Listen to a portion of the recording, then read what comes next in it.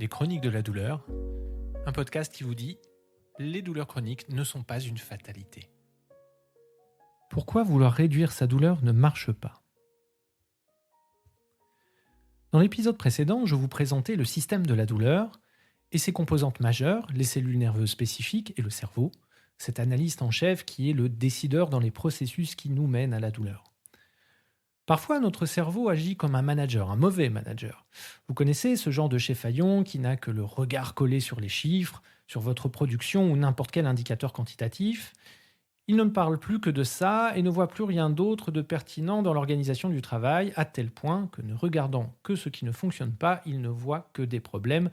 Il déclenche des alertes du matin au soir, vous envoie des mails à des heures indues et vous-même, finalement, ne regardez plus que ces mêmes indicateurs. Eh bien, parfois, notre cerveau agit ainsi, comme un mauvais manager, et en fait, nous en sommes responsables.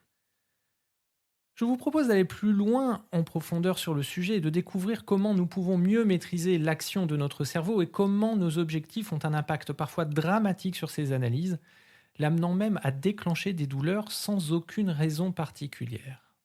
Votre cerveau est en permanence inondé d'informations à gérer. Des stimuli visuels, olfactifs, sonores, kinesthésiques, gustatifs. Bref, il gère vos 5 sens en permanence. Si nous étions conscients à chaque instant de tous les détails de ces informations sensitives, nous serions tout simplement submergés. Certainement, nous ne pourrions plus agir ou prendre la moindre décision. Alors, notre cerveau fait un truc génial, il trie l'information et choisit les informations prioritaires. Nous ne prenons donc conscience que des informations que notre cerveau, notre système nerveux considère pertinentes. Véritablement, nous n'avons que peu de conscience de tout ce qui se passe autour de nous. Sentez-vous à cet instant le contact de vos pieds avec vos chaussettes. En y portant attention, peut-être. Le reste du temps, c'est improbable. Entendez-vous tous les bruits de fond dans la pièce dans laquelle vous vous trouvez ? À moins d'y porter attention, c'est encore une fois improbable. Ces sensations, tandis que vous avez une autre activité plus intéressante, ne sont pas si importantes et sont donc considérées comme moins pertinentes par notre cerveau. Elles sont confinées en dehors de notre champ de conscience. Quel est donc le rapport avec la douleur ? Lorsque les cellules nerveuses qui détectent le danger s'activent, avant même qu'une réelle douleur ne soit ressentie, le système attentionnel de votre cerveau examine ces signaux. Il détermine alors si ces signaux sont pertinents pour vous à cet instant dans le contexte dans lequel survient le message. Si d'après le système attentionnel, l'information est pertinente, alors vous ressentirez de la douleur, mais si à cet instant le système considère l'information peu pertinente, vous ne sentirez probablement pas ou peu de douleur. C'est à ce moment que les choses prennent un certain intérêt. Chez les personnes souffrant de douleurs persistantes, ce système de filtre est souvent dysfonctionnel. Le cerveau est moins efficace pour filtrer les signaux nerveux liés à la douleur. Le cerveau peut alors commencer à traiter de petits stimuli nerveux comme s'ils étaient très importants et pertinents. Dans ce cas, apparaissent des douleurs excessives et fréquentes. Excellente nouvelle, notre cerveau est qualifié de plastique. En clair, il apprend et désapprend chaque jour. Il construit selon nos expériences de nouveaux schémas ou abandonne ceux qui ne lui sont plus nécessaires. Ainsi, nous pouvons rééduquer notre système attentionnel et décider de mettre la douleur à distance. Une question se pose alors, comment le cerveau sélectionne-t-il les signaux auxquels nous devons être attentifs ? Certains signaux sensoriels sont spéciaux par nature et nous prenons généralement conscience de cela instantanément. Notamment, le cerveau traite en priorité les signaux qui se différencient de l'environnement stable. Une odeur particulière, une couleur vive dans un environnement terne. Il priorise aussi des signaux intenses, un klaxon de voiture ou des signaux liés à du danger, un panneau d'avertissement, des débris de verre sur le sol. Nous avons une tendance naturelle, et apprise d'ailleurs, selon notre expérience, à remarquer ces choses. Mais il y a une autre catégorie de signaux auxquels nous sommes plus sensibles, ceux qui concernent nos choix, particulièrement ceux qui concernent nos désirs et nos objectifs. Peut-être avez-vous déjà vu une vidéo tirée d'une expérience scientifique sur les réseaux sociaux. Dans cette vidéo, on va vous lancer un défi. Le challenge est de compter le nombre de passes que se fait un groupe de gens filmés sur un terrain de basketball. Le jeu démarre et vous vous rendez compte que le défi est assez difficile. Il y a plusieurs balles qui circulent et la séquence est assez longue. À la fin de la vidéo, il vous est demandé combien de passes avez-vous pu compter. Mentalement, vous répondez. Et puis apparaît une autre question. Avez-vous vu le gorille? Comment ça? Quel gorille? Alors la vidéo recommence du début. Au ralenti, là, gros comme un camion, vous voyez un homme déguisé en gorille traverser l'écran et même plusieurs fois. Comment est-ce possible de rater un événement aussi gros, aussi visible? La réponse réside encore une fois dans les capacités de notre système attentionnel et les objectifs que vous lui avez fixés. Lors du premier visionnage, vous ne vous concentrez que sur les balles en circulation et comptez le nombre de passes. Le système attentionnel n'a fait que répondre à nos injonctions, suit la balle et compte. Et il le fait, en évacuant toute autre activité. Dans le second visionnage, vous avez cherché un gorille, et votre système attentionnel change d'objectif, il cherche le gorille. Il vous écoute. Mais il n'est plus capable de compter le nombre de passes. Les objectifs que nous nous fixons ne changent pas seulement ce que nous voyons ou entendons, nos objectifs changent aussi ce que nous ressentons dans notre corps. Si je parie avec vous une somme importante, disons 1 000 €, peut-être 10 000, allez, sur votre capacité à compter avec exactitude le nombre de vos battements cardiaques pendant 1 minute. Comptez ces battements cardiaques pour 10 000 €. Je suis persuadé que vous développeriez une grande acuité à ressentir vos battements. Et peut-être le faites-vous déjà à cet instant en mettant de côté d'autres sensations à la simple écoute de ma voix. Imaginez maintenant que votre objectif permanent soit lié à la douleur, à ne pas souffrir, à moins souffrir. Sur quoi pensez-vous que va se concentrer votre système attentionnel? Bingo, la douleur. Et tous les signaux sensoriels en lien avec la douleur vont être amenés dans votre champ de conscience, avec une grande acuité, en minimisant toutes les autres sensations. Imaginez que vous vous entraîniez à compter vos battements cardiaques chaque jour. Vous deviendrez de plus en plus habile. Vous seriez de plus en plus précis et sensible à vos battements cardiaques. C'est l'effet classique d'un entraînement, d'un apprentissage, comme un musicien apprend jour après jour à discerner les sons de façon de plus en plus précise. Notre cerveau est très efficace pour peu qu'on lui donne le temps et l'attention nécessaires à effectuer une tâche avec concentration. Le corollaire de cette magnifique capacité humaine à performer, c'est que si vous passez votre journée à évaluer votre douleur, votre cerveau va faire ce qu'il fait de mieux, apprendre. Il va devenir particulièrement performant pour détecter le moindre signe de douleur et à ignorer tous les autres signaux. Et jour après jour, il va devenir meilleur à ressentir la douleur. Peut-être entraînez-vous déjà votre cerveau depuis longtemps, peut-être à cet instant même. J'ai un rendez-vous ce soir, vais-je avoir mal? Et demain matin, au réveil, comment sera la journée avec mon dos? Etc., etc. Ce type de questionnement amène un peu plus notre système attentionnel à donner de l'importance à la douleur. Et que se passe-t-il lorsque vos objectifs sont liés à autre chose que la douleur? Comme une partie de cartes, la résolution de l'insoutenable suspense du dernier épisode de la dernière saison de votre série préférée. Dans ce cas, votre cerveau minimise des signaux liés à la douleur. Oui, s'adonner à une passion dans laquelle vous êtes totalement investi entraîne votre cerveau à ignorer la douleur. Comme je vous l'ai dit en présentation, au-delà de mes activités hospitalières, je navigue dans le monde de la danse. Eh bien, figurez-vous que les danseurs classiques, par exemple, ont un seuil très élevé à la douleur, par passion mais aussi par entraînement. La réalité des corps des danseurs professionnels, particulièrement en classique, c'est qu'ils sont meurtris. Et bien souvent, il faudra attendre longtemps avant que le niveau d'alerte envoyé par le cerveau soit si important que ces danseurs décident de se ménager. Ici, la passion avec laquelle ces artistes s'adonnent à leur pratique, alliée à un entraînement quotidien qui repousse chaque jour le seuil de la douleur, peut amener à des situations très graves, à des dommages irréversibles. Quel rapport avec vos objectifs en matière de douleur chronique? Eh bien, en résumé, changer vos objectifs peut changer vos sensations. Une métaphore utilisée pour cela est de comparer votre cerveau à un ingénieur du son dans un concert. Il décide quel musicien doit avoir le plus grand volume sonore à un moment donné, comme au moment d'un solo de guitare par exemple. Peut-être avez-vous déjà vécu une expérience similaire. Vous rentrez du travail, fourbu, et une douleur au dos vous assaille. Votre portable sonne et l'un de vos meilleurs amis avec qui vous n'aviez pas de contact depuis longtemps vous appelle. Évidemment, vous décrochez. Et vous vous racontez toutes les choses qui vous passent par la tête, les choses heureuses ou moins que vous avez envie de lui confier. Et pendant tout ce temps, vous n'avez pas ressenti la moindre douleur. Votre cerveau l'a tout simplement mise en sourdine.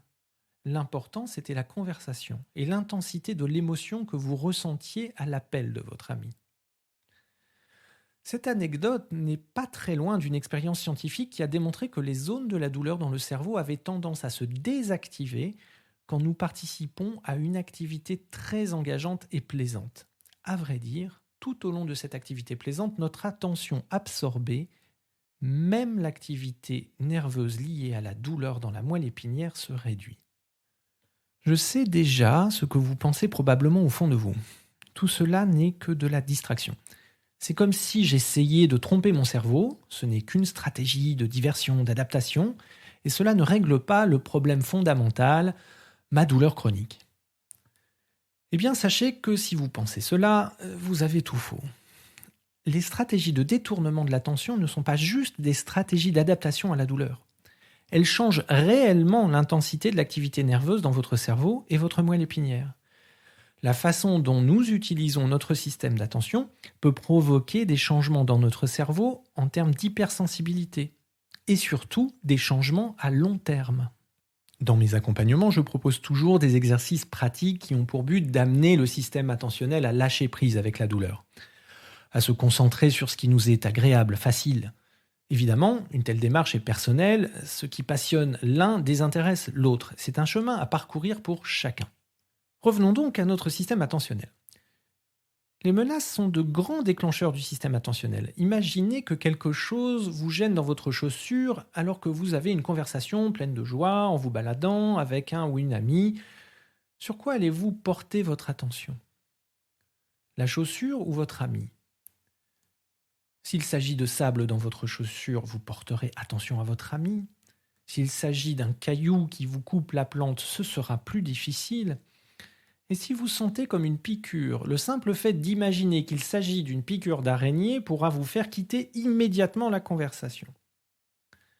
Plus les informations sensorielles sont menaçantes, plus nous sommes susceptibles de leur donner notre attention, et plus il est difficile de porter attention à autre chose. Et peu importe la situation réelle, votre imagination est plus forte que tout. Il n'y a certainement pas d'araignée dans votre chaussure. Mais l'idée de l'araignée dans la chaussure est si puissante qu'elle vous motive et qu'elle motive le système attentionnel. Et dans le cadre des douleurs chroniques, les projections négatives sont légion et quotidiennes. Quelque chose de dangereux se passe dans mon corps et je ne sais pas ce que c'est. Cette douleur va m'empêcher de faire quelque chose que j'aime, un sport, une activité sociale, associative, votre travail. Je n'en vois pas le bout, je vais souffrir pendant longtemps. Ces projections, dans un futur négatif, ne font en fait qu'aggraver votre douleur. Ces menaces sur votre vie, sa qualité, votre futur empêchent le cerveau de se focaliser sur des sensations autres que celles liées à la douleur. Elles sont des menaces beaucoup plus importantes que l'araignée dans votre chaussure. Alors comment agir ? La première stratégie à mettre en place, aussi paradoxale soit-elle, et de quitter les perspectives négatives pour entraîner le système attentionnel. Ce podcast, comme la consultation d'un professionnel de santé spécialiste de la douleur, vous permettra de prendre conscience et de vous convaincre que vos douleurs chroniques ne sont pas le frein que vous pensez à votre bonheur. Et surtout qu'elles ne sont pas définitives. Secondement, il vous faudra vous fixer de nouveaux objectifs. Ne plus souffrir n'est pas un objectif pertinent, il est contre-productif. Rappelez-vous que vos objectifs influencent ce que vous ressentez. À vrai dire, certains traitements sur les douleurs persistantes peuvent parfois aggraver la situation. Les traitements qui ont pour seul objectif de vous soulager de la douleur et de mettre votre attention sur la douleur et son évaluation sont voués à l'échec à long terme. Un exemple. Peut-être avez-vous recours à un kinésithérapeute ou un ostéopathe et vous leur avez certainement parlé de vos douleurs persistantes localisées. Et que se passe-t-il quand vous retournez voir ce professionnel pour la 50e fois ? Alors, Madame Michu, elles vont commencer cervicales, on va regarder ça. C'est un excellent moyen pour réactiver une sensibilité nerveuse dans cette région. Pour la 50e fois, donc. C'est un apprentissage, comme je vous le disais il y a quelques instants. À l'inverse, un plan d'entraînement qui se base sur autre chose que la douleur pourrait s'avérer plus efficace. Il vous faut donc passer d'un objectif de réduction de la douleur à l'amélioration de la qualité de votre vie. Pensez plaisir, pensez aux activités que vous voulez pratiquer à nouveau. Voilà vos véritables objectifs. Cela aidera votre cerveau à ignorer les signaux liés à la douleur et à désensibiliser les nerfs impliqués dans le système de la douleur. Transformez les « je ne veux plus quelque chose » en « je veux pouvoir réaliser ceci ou cela ». Bref, des objectifs sans négation. Je n'ai ici aucune recette toute faite. Parce que cela dépend totalement de votre personnalité, de votre environnement. Vous aimez les pâtisseries, devenez expert en macarons. Vous avez dû abandonner la danse, retrouver une première activité adaptée, par étapes. Et typiquement, vous avez beaucoup de contenu sur ce podcast pour retrouver des mouvements libres et plaisants. À la fin de cet épisode, je vous propose de prendre le temps qu'il faut pour déterminer 2 listes. La liste des objectifs positifs que vous voulez atteindre quand vous en aurez fini avec vos douleurs, et la liste des activités qui vous font vibrer, qui vous passionnent, bref, qui vous font du bien, aujourd'hui. Il ne s'agit pas d'ignorer la douleur. Attention, je ne vous dis pas que vous devez ignorer vos douleurs complètement. Je vous dis que vous fixer des objectifs positifs plaisants vous donnera plus de chances de vous en libérer. Que vous adonner à des activités prenantes permettra de réduire votre attention à la douleur, votre apprentissage à la douleur et donc votre sensibilité. Et pour terminer cet épisode, je voulais vous parler d'une expérience qui a étudié ce paradoxe de l'attention à la douleur. Dans cette expérience, les chercheurs ont soumis des patients à des chocs électriques douloureux. Les participants à cette expérience ont reçu un moyen de contrôler l'intensité des chocs. Pendant ce temps, les chercheurs observaient comment le cerveau des participants donnait la priorité de son attention à différentes parties du corps. Ils ont observé quelque chose d'intéressant. Plus les participants essayaient de contrôler la douleur, plus ils augmentaient l'attention portée aux sensations corporelles, et plus la sensation de douleur était grande en rapport avec le stimulus envoyé. En clair, si mon but est de contrôler mon mal de dos, mon cerveau accordera une attention supplémentaire à mon mal de dos tout le temps. Plus le désir de contrôler la douleur est important, plus le cerveau sélectionne et amplifie les signaux sensoriels liés à la douleur. Résumons cet épisode en quelques phrases. Notre cerveau trie l'ensemble des informations sensorielles de notre environnement et sélectionne celles que nous allons ressentir consciemment. Il priorise les stimulus en fonction de leur singularité, mais surtout en fonction de nos objectifs, des objectifs que nous nous fixions, de nos désirs, de nos passions. Plus nous portons attention à la douleur, plus nous y serons sensibles. Plus nous trouvons de plaisir dans des activités engageantes, moins nous y serons sensibles. Plus nos objectifs seront liés à l'évaluation de la douleur, plus notre seuil de la douleur s'abaissera.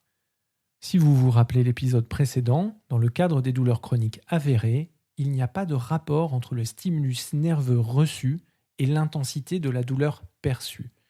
Maintenant, vous connaissez un des facteurs qui amplifie ce signal, votre état d'esprit, votre attention. Et c'est pour ça que ne vouloir que réduire sa douleur ne marche pas.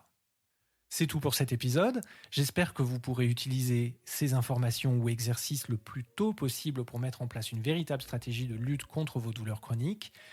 Pour ceux d'entre vous qui aimeraient échanger avec moi sur leur situation spécifique, qui veulent aller plus loin ou démarrer un plan d'accompagnement, vous pouvez me retrouver via le site www.chroniquedeladouleur.fr. Maintenant, on ne lâche rien, on passe à l'action parce qu'il y a de la lumière au bout du tunnel. Et je vous dis à bientôt pour un prochain épisode du podcast Les Chroniques de la douleur.